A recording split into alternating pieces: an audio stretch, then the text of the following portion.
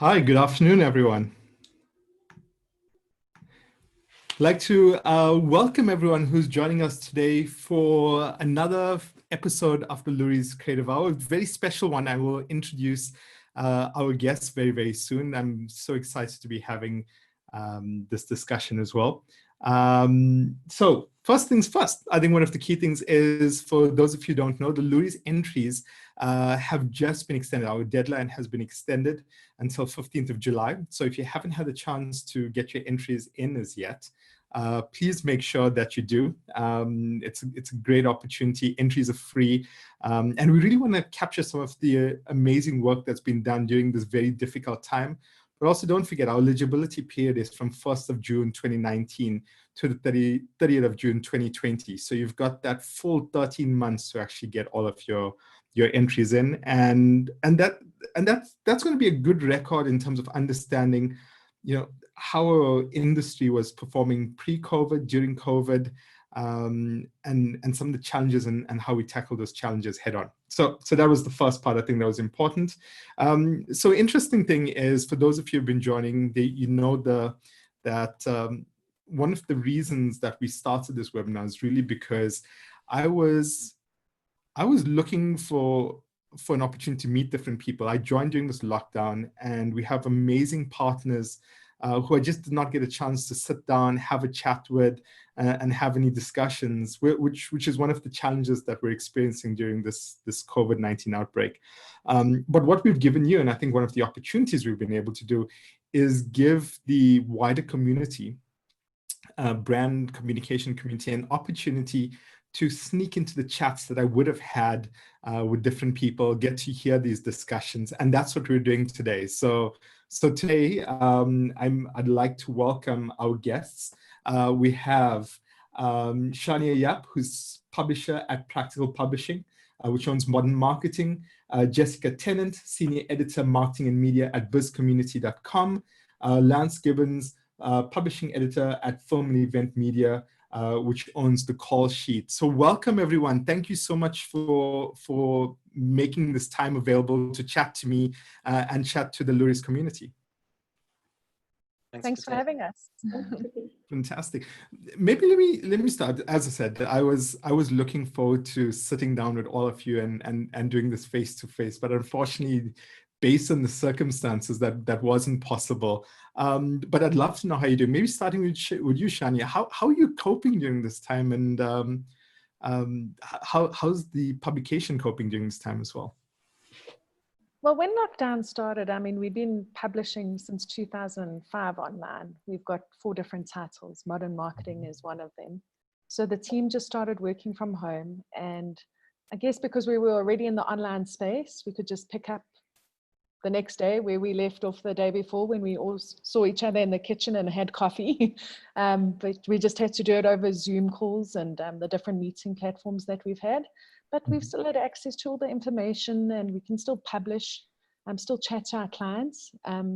So, it's been a business unusual, but we've been able to carry on as we were, in a sense, because we published online.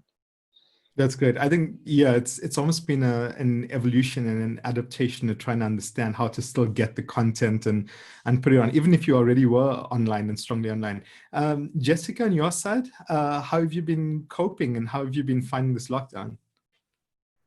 Yeah, I think lockdown's been tough on every business and every sector.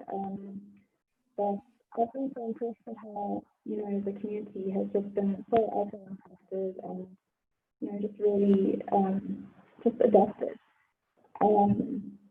Yeah, for us, we're also completely digital. So although we have a head office in Cape Town, we've had a work from home policy in place for many years. So yeah, I think there was quite a seamless transition for us into the whole working remote kind of setup. But yeah, we've also just had such an influx of COVID-19 related content that's really just helped us through this time to just have so much to report on, and yeah, it's just the impressions that have been driven as a result of COVID-19 on the class is just profound. I think we had a 61% increase in readership in April, Okay. and especially 4% increase in May. So, I mean, there's some positive that's come out of this as well. Okay. Jessica, I'm not too sure if your mic is turned up fully because we're struggling to hear you, and I noticed a few other comments. So I know it's not just on my side. So maybe I'm not too sure if mic can be turned up a bit louder or if there's something blocking it. But I did pick up that you had, I think, a 61% increase in readership as well, which I think is great testament to the amount of knowledge that people want to gain and how they're looking to the media at the time. Even our industry is looking to the media for guidance.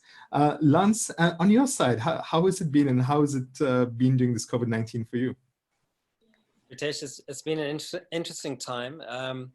We, from the moment we all left the office and came home, it was all very uncertain.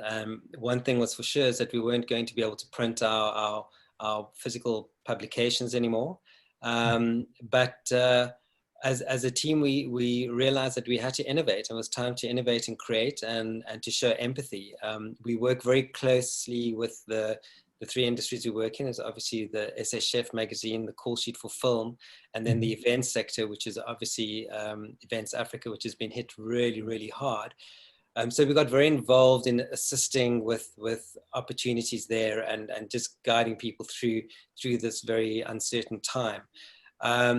But yeah, as the other panelists have experienced, our digital readership has more than doubled. It's been incredible to see that people are actually consuming content more generously. We've readapted the way that we share our content to make it a lot more simpler, easier, and accessible so that people are getting the content that they want to read and want to share. But we've also been able to create new shows. We've started a live stream cooking show that helps assist the restaurant industry and the chefs, keeping people employed. So a lot of the proceeds go back towards the restaurant industry.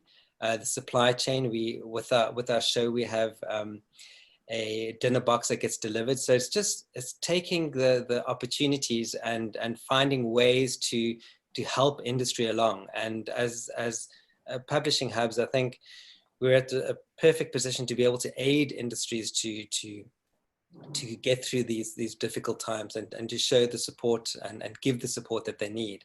So yeah, we've been busy. The first week I thought was a bit of a luxury where we could maybe kick our heels up and catch up some Netflix, but I have to be honest, I have not been this busy in my entire life. It's been hectic. We did our live stream show yesterday. This is the third Zoom call meeting already this morning, and it just doesn't end. I think we're more accessible, and people are really demanding the right kind of content to assist them to get through this and assist businesses to stay alive. So yeah, we have a very important part to play in this particular time of our lives.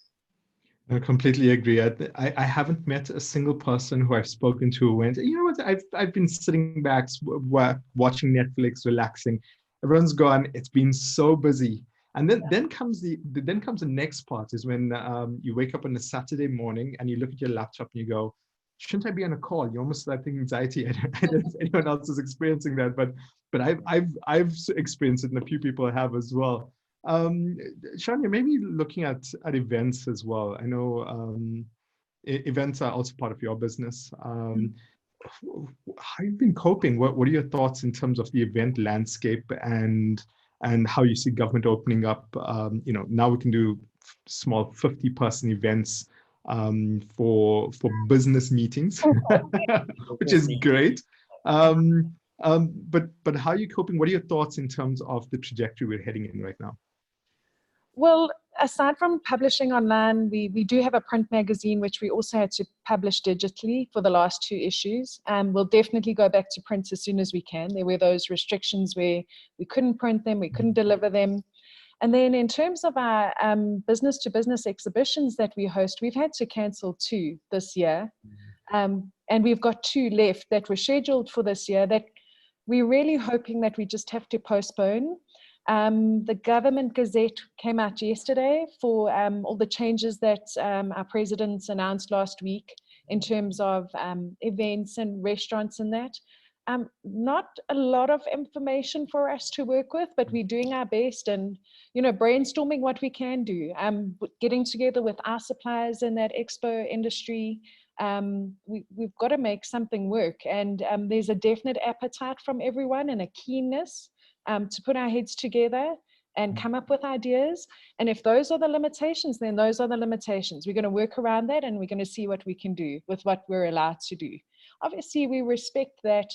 We don't want to put anyone in danger. I mean, for a lot of people, they know people that have COVID-19 now.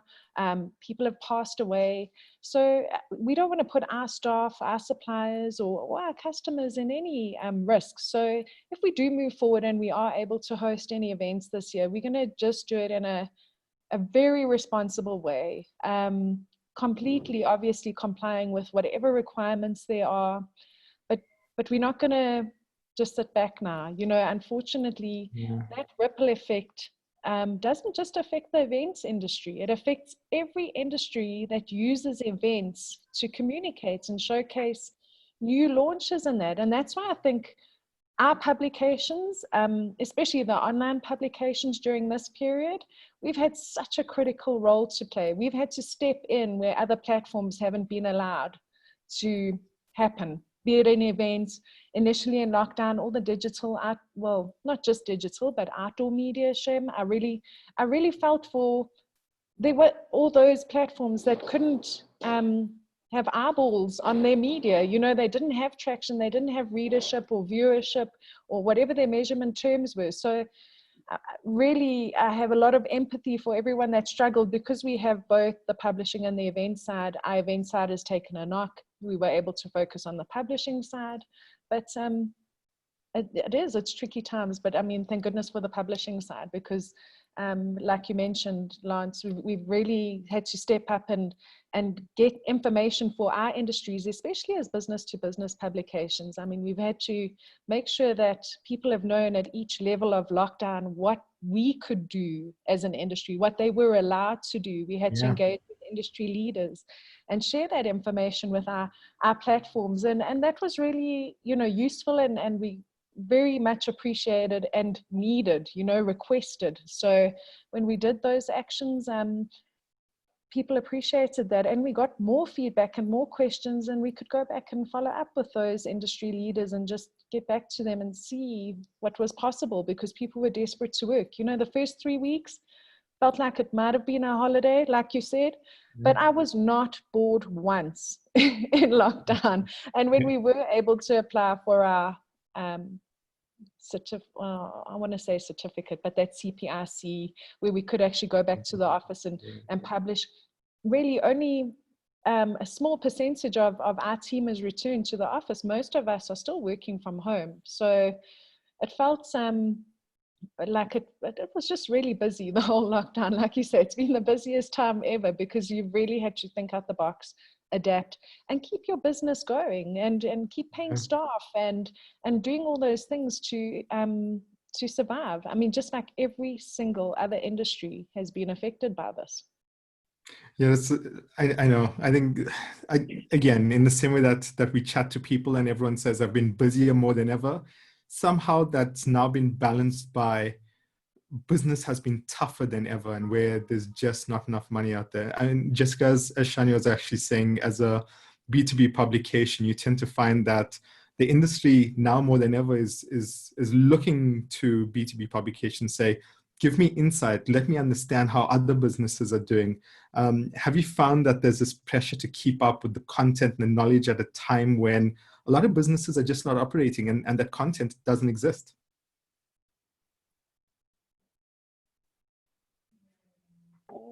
Yeah, so I didn't hear the last part of the question. Yeah, so as I was saying, Jessica, is there a challenge? I think right now in terms of the B2B landscape, all of your publications are ones that other businesses are looking to. So you've got that dual hat of being a business trying to cope during COVID-19, while at the same time, you've got other businesses that are looking to you for guidance in terms of where they should be going, what should be happening. while their businesses are not running. Do you find that there's a challenge to keep up with the content that's required, especially at a time when it just doesn't exist, that content's not being generated because businesses are not operating? So we've actually come up where there's a lot of that content. I suppose we've been generating a lot of that content through various interview series. So we've come up with a series on, like we've called it lockdown lessons, and during the lockdown of so and various series along those lines. And that's really shown, it's kind of shown support for the industry, and it's really, I think, helps businesses to see how other businesses are responding to the crisis. And yeah, so from our side, we've really tried to generate the kind of content when the content hasn't necessarily just been there. And yeah, so we've kind of tried to do that, and hopefully it's been helping. I mean, the readership rates show that, you know, there's definitely interest, and yeah, so I mean, we can't tell for certain, but it does seem that, you know, the content that we've had so far out there has hopefully been making a difference. Fantastic. Lance, on your side as well, I mean, same kind of question. I mean, everyone's looking towards you, especially in two tough areas, and especially in the event space. How have you been finding the right insights to actually share with the industry so that you're a guiding light during this time? So I must say it's been quite incredible to watch the events industry really rally together and pull together. I think the associations and the membership growth of the associations has been pretty incredible. You've got the Exhibitions Association for South Africa, EXA, who's just had their AGM, and it was amazing to see their membership growth. But it just shows you in times of difficulties how people do rally together, and it's obviously better to stand together in numbers and isolation. So yeah, it's been important for us to make sure that we get involved with those associations, start creating communication networks, that everyone's up to date with what's happening from a government legislation perspective, but also what the association's doing to drive business post COVID-19. So I mean, obviously the exhibitions industry and the conferencing industry through Saki, it's important that we start looking at gearing up once this is all over. The film industry was quite interesting because we got involved to actually facilitate developing protocols and to be able to put together a proposal to the command center to work out protocols. How do we bring the international to Netflix productions that are already been signed off, that were kind of halted, and now hoping to get back on track? If we could bring those key crew back in to continue their production. Obviously, we want the revenue, and we want to make sure that we are open to film as soon as we possibly can, as much as we do for tourism. So we assisted the industry to kind of write those protocols, to interview all the producers, to go to the associations, find out what are the studio's requirements when bringing people or shooting in a studio environment. So we've been pretty hands-on. A lot of it wasn't really about generating revenue for ourselves, but I must say we've been very fortunate. We were moving more along the lines into a digital realm, and we do a lot of videos, and we do a lot of marketing videos for those three sectors. And then obviously, as I said, we created the Live Cook channel, which is a great solidarity initiative that gives back. So I think it was interesting. It was a 180-degree turn in the way of the way that we did business. I've just spoken to my staff recently, and we're not going to go back to the office. This is going to become our new norm, and it's been incredible. Me being kind of the head of the ship, it's fearful, because obviously I'm scared about how you measure people's outputs and everything else. but quite honestly, I don't need the overheads. And the fact that people have been doing incredible work over this time. The creativity that's come out of this kind of individual isolation has been phenomenal, but the teamwork has far surpassed any other challenges that has come our way. So I'm very proud of what we've created at Film and Event Media, and very happy that we're able to assist the industries in the way that we can.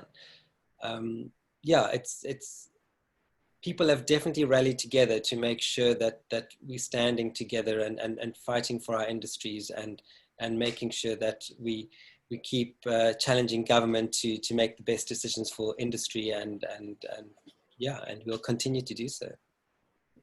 You know, one of the key things, I think what you've said that's so amazing is that, you know, the reality is during this time, a lot of the work you're doing, it does not necessarily generate revenue, but you do it because you know it's adding value to the ecosystem. So you're working hard to do so. And then the other interesting thing I find is, you know, I've done lots of chats on this and had lots of discussions and done lots of presentations where I always go that we always had the technology. The technology has existed for us to be able to work from home and do this.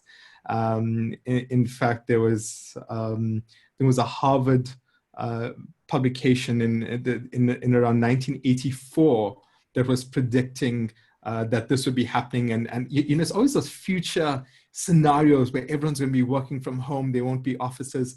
Yet we still are. Yet during this COVID-19 time, it's kind of forced us to experience this and understand that this actually works. So it's great to hear that it's working for you.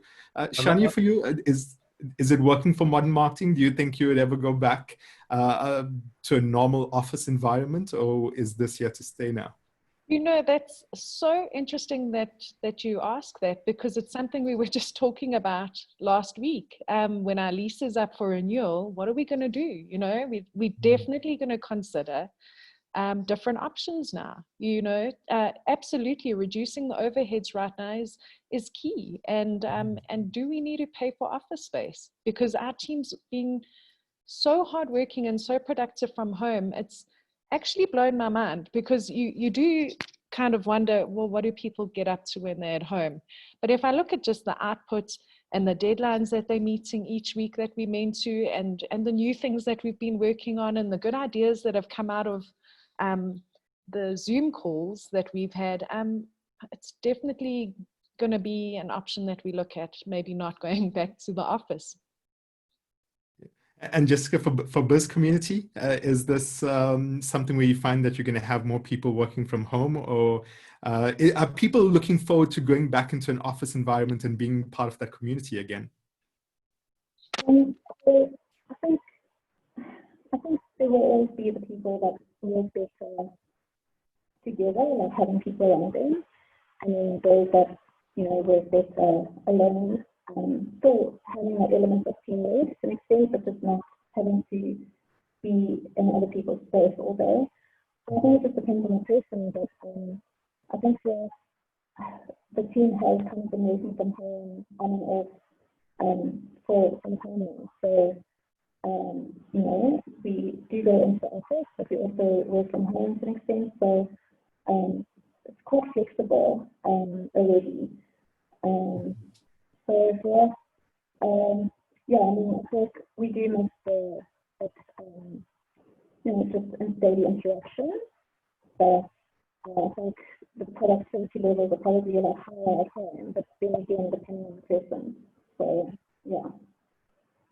No, completely true. I think, yeah, it's the one thing you do miss is being able to be part of a community, which an organization gives you. And but yeah, productivity levels are better, and this digital way of working also seems to be working really well. Interesting thing though is obviously all of your businesses relies on really strong communications with the public relations industry.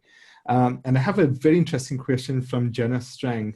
And maybe before even just speaking to Jenna, I just want to say we've got lots of people joining us. I want to just say thank you to a few people: Terry Levin, Busi Shabalala, Christy Pinkerton, Donovan Vadivelu, Jenna Strang, whose question we're going to take, Katrine Grobler, who's always here, Lee Andrews, I know from BizCommunity as well,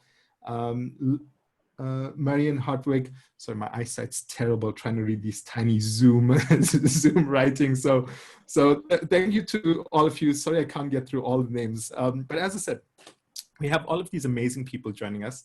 And Jenna's asked a really interesting question. For all three publications titles, what kind of content do you think is going forward you'll be looking for from PR agencies, etc., as well as how do you prefer this content to be supplied to you in? So do you have preferences for video over plain text and flat images? I think that's a really, really good point. As we move into this new world, PR is going to have to evolve a little bit as well. Lance, what do you think? How do you answer Jenna on this? So it's a great question. So I think there's no doubt that publishing is going to become tougher. I think it's going to become a very expensive commodity. And I think in time it's going to become a lot more respected, because when people publish, what they put on those pages are going to be really meaningful, because they can't afford to publish nonsense, to print nonsense. It's just too expensive. So I think there will be an opportunity there for more exclusive products and brands to use print publishing, as it's going to become a sought after commodity in my mind. I think video content is going to become king. I think it's got to be backed up really well with a good social media following to drive traffic to that content. I think the way that people consume content has changed significantly. I mean, it is pretty much immediate, and it's got to be pretty relevant. I think what is more important to me, though, is that every bit of PR and business content that gets published, excuse me, you cannot lose facts of the matter being, everyone wants to hear about the empathy of what big corporates or business is, how they're seeing the consumer and how they're seeing their staff. And I think it's got to be both ways. I think everyone's gone through a really, really challenging, difficult time now. And you've got to be understanding of what it means for people to be taking on this new norm, whether you are someone who's now going to be working at home and be forced into a situation that is not that comfortable for you.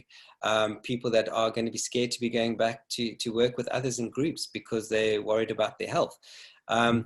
There's a huge onus on everything that you're doing to have an empathetic ear and to make sure that messaging comes across and in a very authentic way, that you are actually adding proper value to your client base or to your internal stakeholders. So yeah, I think that print is going to take on a different position in the PR world. I do think video is going to become quite vital, and content needs to be somewhat entertaining at the same time. But yeah, social media is going to drive your traffic to these gems of communication. Fantastic. So that's good insight. So video is still important, and you still need to be digitally relevant in the media that you supply, but you also should not ignore print. But whatever you do send for, am I right in paraphrasing? Whatever you do send in for print publication needs to be absolutely amazing to ensure that it's worthy of being in that really expensive medium of print right now. Exactly. Shania, do you concur? What are you looking for as we move forward into this? Are you looking for more digital content? I know we've done some stuff as well where at the early start, feels like forever now, when I started at the Loeries.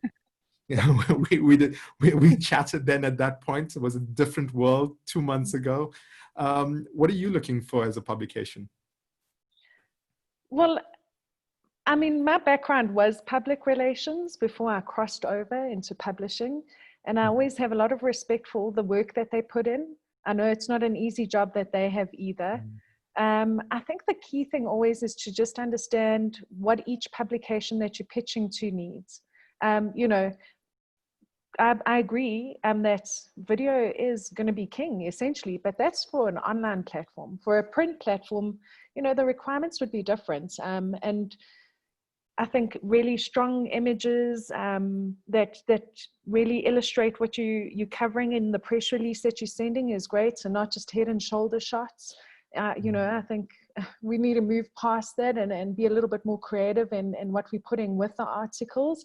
I know that that's not always easy. A head and shoulder shot's a lot easier, and sometimes even those are tough to get a good one of.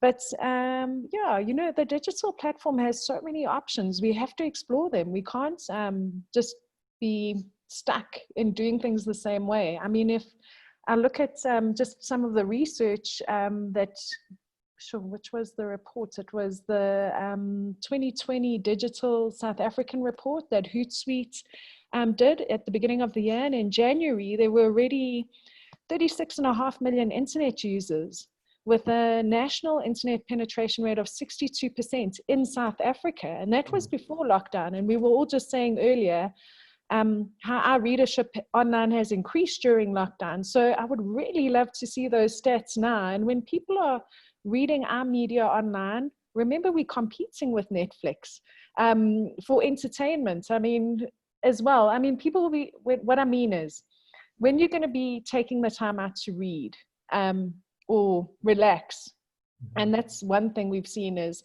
a lot of people have been reading during lockdown more than normal. I mean, that readership figure on your articles and that, it's been really impressive, like just to see how much people have been reading. But we also, people will also be watching, getting the information off TV. Okay, well, you know, I'm saying TV, but channels like Netflix, the news channels, the other platforms that have also been covering COVID-19 really effectively. So we've got to be entertaining too. So we don't just want to deliver text. We want to deliver something that's visually appealing online. And that's the point that I'm really getting to. I hope that answers the question. It did. And I think that's such a good point, because I completely agree with you. I think a lot of people look at it and they'll be, who's your competitor? Who's my competitor? So I come from the brand world. So I always bring a lot of this brand thinking to it. A lot of people, when they look at who their competitor is, they'll go, okay, who's more or less very similar to me?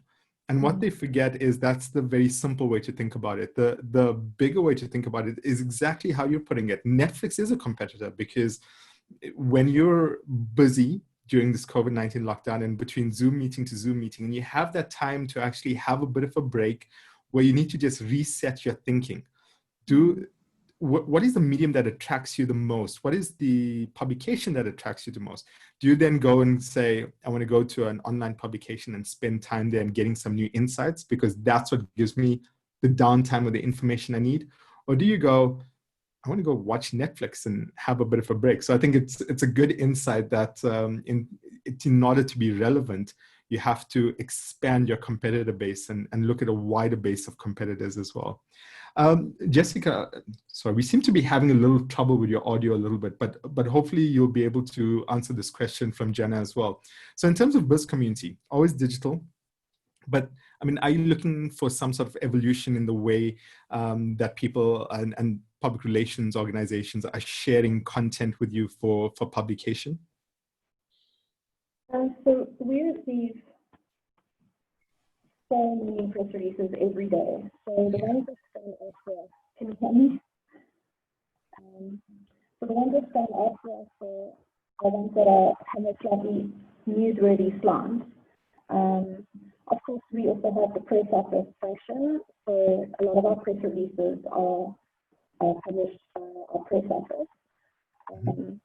But editorially, if you know, you would want your release published editorially, we would look at a newsworthy slant angle. And I think also we always encourage videos. It's great for sharing on social media, and also great images. That helps a lot. We often receive press releases without any images to accompany them. So it's a matter of following up and chasing for those.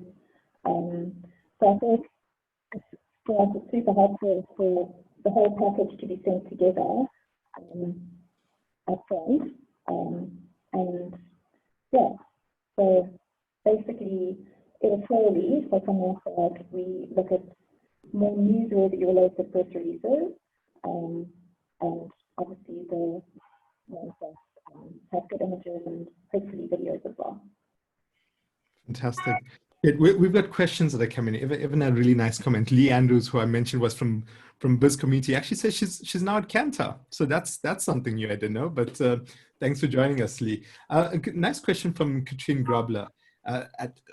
It's a tough one because it's one of those future-seeing ones. But maybe Lance, you can start off with this. And Katrine asks, do you think working from home will progress to jobs that are more contract-based than permanent? So Katrine, who spends a lot of time in the UK, has some interesting data that says in the UK, 45% of marketing is contract to consultant-based. Do you think this is where we're going to right now, more in terms of a contractual basis versus this permanent staff complement that we need to have? To be honest, I think it's the smart move. I think businesses are definitely going to start looking at a contract than full-time employed. It works well because you paid for a certain scope of work, and you know what you're getting in return. So from a business perspective, definitely, I think we will certainly be looking more at that. Obviously, you're always going to have your key staff, which will be permanent. But yeah, especially for us, I mean, we use a lot of contract workers in any case with regards to journalists. So we have quite a few journalists on our books, and that's been for us common practice for many years now. But as far as design and layout and that kind of stuff, if we get bigger projects in, I certainly will be contracting out, and I think it is the way that the world is going to go. I can see that contract work will be increasing. No, and it's a good understand. So, what do you think, Shania? Do you agree with Lance, or do you see it going differently? So I think in our business, we don't outsource too much. We keep our core functions in-house. That way we're able to manage the costs a lot easier, we found. I think in terms of businesses that would be clients to marketing and advertising agencies, that would make sense to contract those services instead of maybe having someone full-time doing it. Our team's already quite small, so I think we would keep our team as it is. And I don't know that we would really contract out the key members of our team, because our team is the key members. We don't have any just extra positions, you know. So if we need extra research done or calling, then we outsource that for sure. But I mean, we don't have a big team, so I think we would just keep it still lean and as it is. I hope that answers the question. So I love this, because now we're sitting at a point where, you know, Lance is looking at the future and he goes like, really, we could be following this UK model that Katrine's highlighted. And Shania, you're saying that we might, it's better maybe to keep a core team that keeps delivering, and there's a cost benefit to that as well. So Jessica, leave it to you as a tiebreaker here. So what do you think? I mean, where do you see the market actually going in marketing? Yeah, I think the way we work is changing drastically, and I see more contractual work happening. I think there will always be a place for, you know, a core team, but I think in our space, as an example, you know, with our head office in Cape Town, for example, we have a core team there, but, you know, we'll often outsource work to freelancers in Joburg or Durban. So, you know, just to cover all our bases, to just ensure, you know, a more, how do I explain this? Just, you know, to kind of expand our reach and the areas that we cover. So I think there is a place for it, and I think, you know, I think we will see more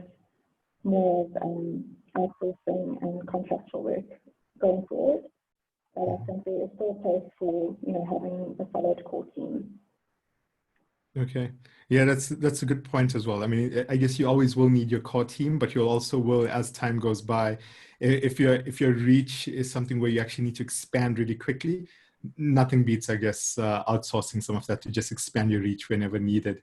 Donovan Vadivel, so now it's coming for the granular stuff. I think as publishers, people are really curious as to some of the challenges you have, and whether it's now in past as well. And his question goes, and I'll paraphrase it.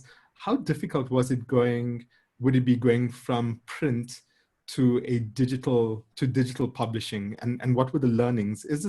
I guess it's not that easy. It sounds like it's two totally different mediums. It might be pretty tough, but Lance, I'll leave it to you to kick that question off. Yeah.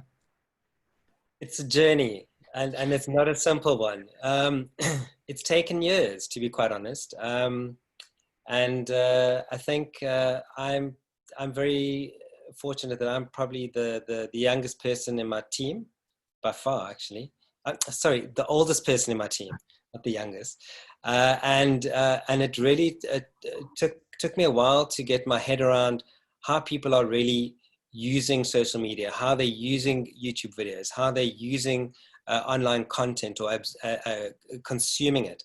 And how to effectively get the right messaging to the right people without spamming people. So it's taken a long time. One thing that you got to remember is that you're dealing with different generations of how people do consume content. So we know that there's more kind of like the older, kind of more established corporates that like the tactile, tangible publications. And they will say, no, but we've got to go digital. So you say, okay, well, it's going to cost you X for digital. So no, we only want to give you 2 cents. And you think, okay, what am I going to do with that? So I don't know yet if people are really. I think now they are definitely starting to, for sure. After this lockdown period, people are definitely seeing the value of marketing online. But then if we say, well, we'll give you 30% of your print ad, and they say, okay, and that's like going to be way more expensive, but they still have the idea that to see themselves in a publication is still quite valuable to them. So it's been a long journey, and it's a lot of educating your clients and giving them the best options.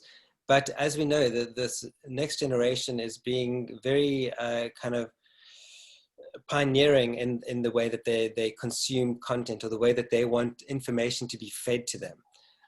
So yeah, it's interesting, but it's rewarding. If you get it right, it's extremely rewarding. I mean, if I have to consider this live stream program that we did, I know I keep referring to it, but I'm very proud of what we've managed to establish.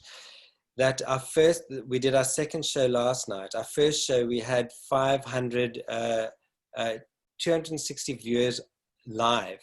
Last night we had, it was just over 260 viewers live. By this morning, we had 1,700 people that have watched the video, which is blown my mind. I don't know how it's happened. All I can say is clearly we're doing something right, and the content was right. So, so we're learning as we go along, but the thing is, you can't be too scared to actually test the waters. You've really got to invest in it. And you've got to actually be the person to actually drive the client into a direction that's going to make sense to his brand and to his audience. So it's we often don't get it right. So it's not always that easy and that simple. But when you do find a good format, keep growing it, keep innovating, keep creating, because someone's going to come and copy that, and you've got to keep ahead of the game. So yeah, with the digital age, it's very easy for people to catch up very quickly. So you got to keep moving with the times. Yeah.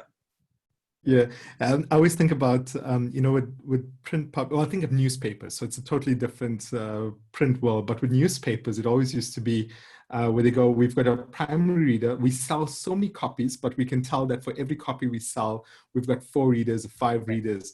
And I noticed on this digital world, it's no longer a thumbsuck. It literally is primary viewing. So you'll have your webinar, whatever, and you can see how many people are on, but then you can give exact numbers in terms of how many people have seen it after. It's no longer a guessing game, is it? Yeah.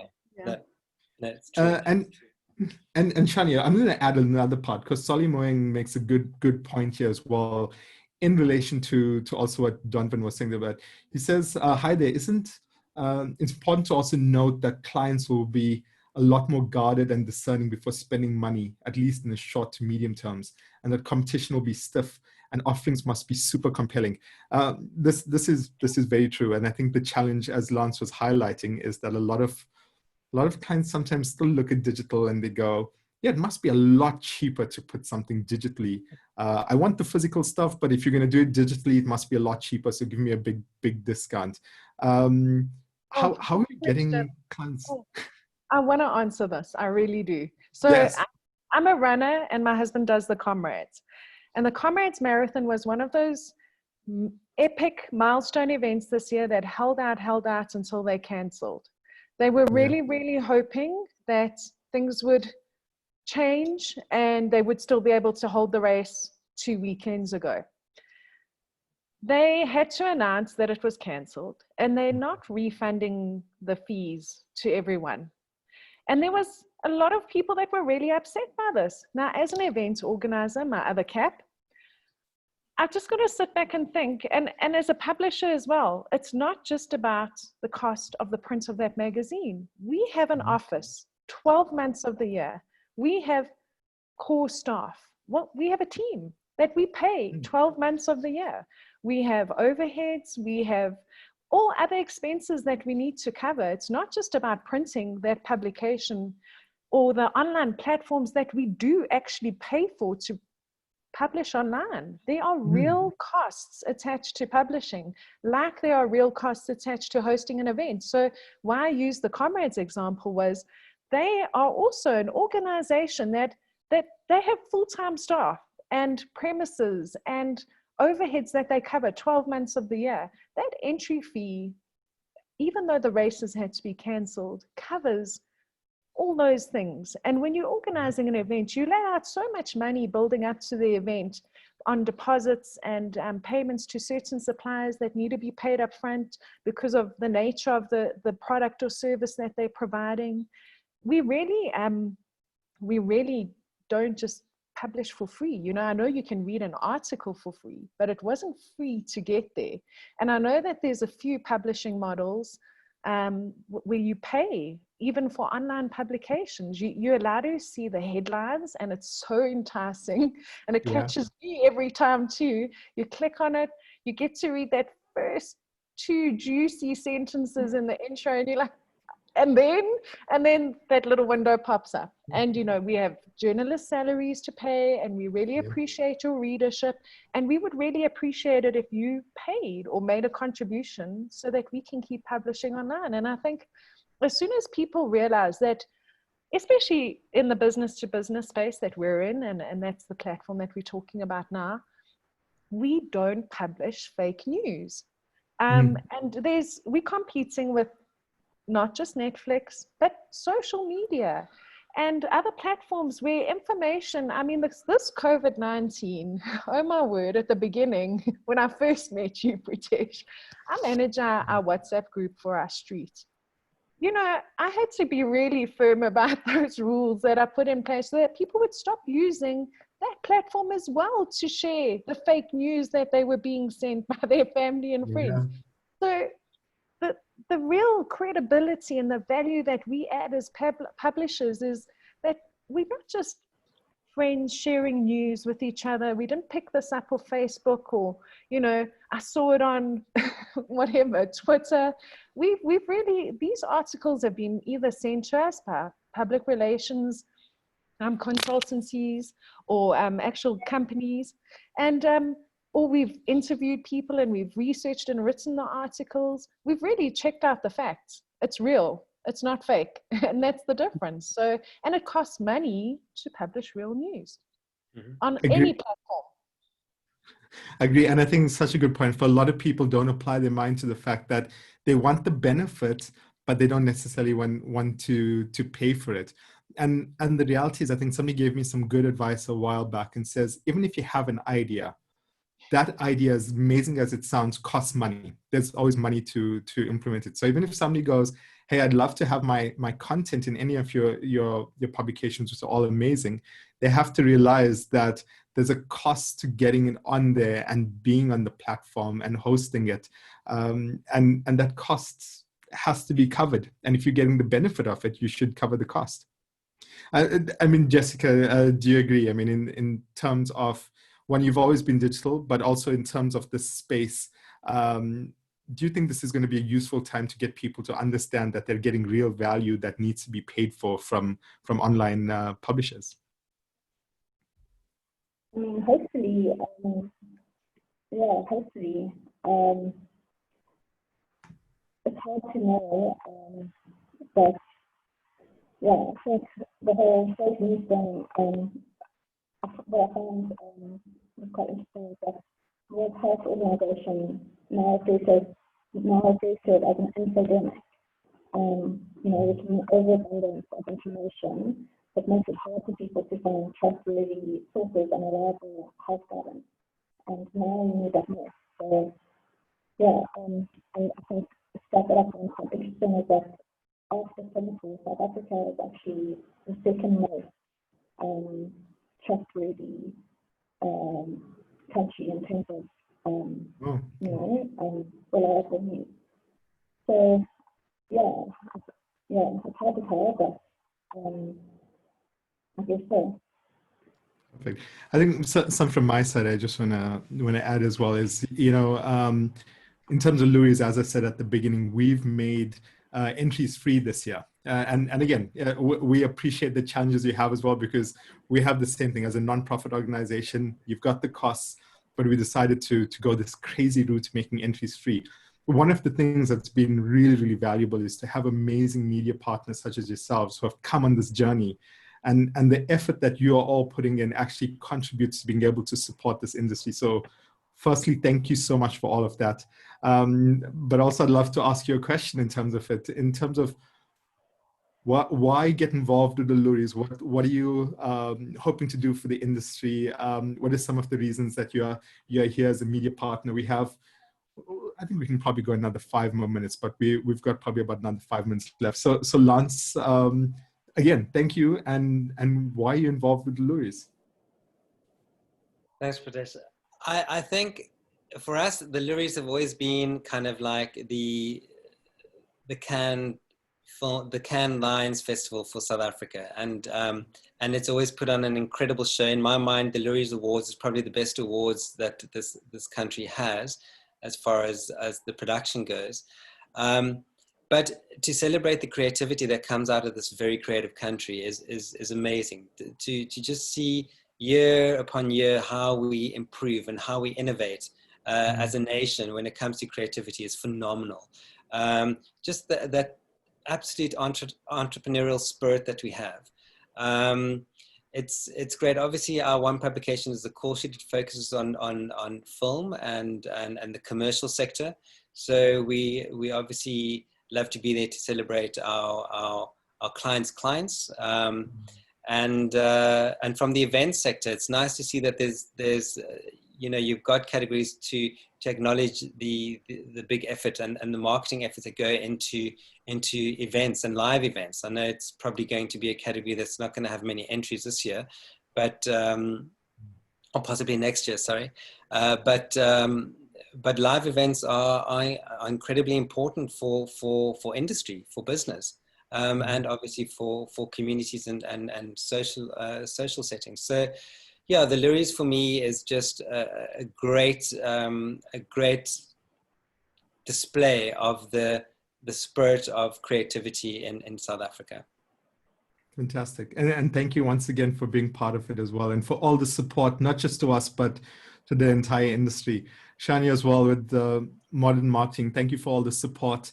And maybe just let us know why you're involved with the Loeries as well. I think, we cover your whole progress from the beginning of the launch of the competition, all the updates. what has really been interesting is how you guys have reacted to COVID-19. Like you said, the free entries was really like such an act of generosity and compassion in times like this, because what the Loeries does is you guys inform people, you inspire people, you uplift the industry, and what we like to do is then share that with our readers, who also are made up of marketing and advertising agencies, but the end users, their clients as well. And I just think it's so important for the clients that are paying for the marketing and advertising to know about all this great stuff that's happening in the industry as well, and that there are there's high standards set at competitions and in initiatives like the Loeries, even though you are not for profit, but you're still doing a lot of good work in terms of just boosting the industry and giving people like food for thought, as well as showcasing all the great creativity that there is. So that's why we're involved. Thank you. And, you know, and we're, ooh, excuse me, let me lose my voice there. And we're here to try and support, I think, creativity across Africa and the Middle East. You know, the Loeries is now across the entire region. And hopefully one of the things we're going to see from the work we're doing this year is the support for Africa and the Middle East during this really, really tough time. And Jessica, from BizCommunity side as well, thank you so much for all the support that you give us as well. Why is BizCommunity involved with the Loeries? Our partnership with the Loeries actually goes back to 2004. Okay, wow. So we've been partners since then, so for many years now. And Preetesh, when we interviewed you in our BizCommunity podcast earlier this year, just I think it was in February, just before the pandemic hit, Yes. you mentioned that, you know, in your media partners, you look for partners that are going to create the greatest impact in terms of doing very good and telling better stories. And you also mentioned that a key strategy is going to be to find that opportunity for change and to work together with your media partners to deliver on this change. And so I think COVID certainly fast-tracked that need for change, and change has become absolutely necessary. And so for us, it really is a privilege to be able to work together with the Loeries and creating impact and driving a change or amplifying that change. Yeah, that was such an interesting experience. I remember I did a podcast as well for Biz from a beautiful rooftop in Rosebank. And today I was in Rosebank yesterday, and it's such a different world. It feels like a different time. But what I think from all of you, one, appreciate all of your time today, because I know you're all really, really busy, but over and above that as well, thank you for all the support that you're giving out to us as the Loeries, but also to the entire organization. Thank you so much for your time. Shania Yap from Modern Marketing, Jessica Ten from BizCommunity.com, Lance Gibbons from Film and Event Media. Really appreciate your time today, and hopefully we can actually get to meet and sit down post this and have a good chat face to face at some point. In real life. In real life. Look forward to it. Thanks. All the best. Have a good day. And also thank you to all of our viewers from across Africa and the Middle East who've joined, and to those who will be watching this again. And a special thank you to all of our media partners. I am going to try and figure out how to share my screen right now so you can view all of them. And thanks to all of our media partners, and especially to 3 media partners who joined us today so we can have a chat. But this is a list of our media partners from across the region. I think we've got everyone there. Yeah. And appreciate your time and have a good day. All the best. Thank you. Thank you very much. Thanks. Goodbye. Bye. Bye-bye.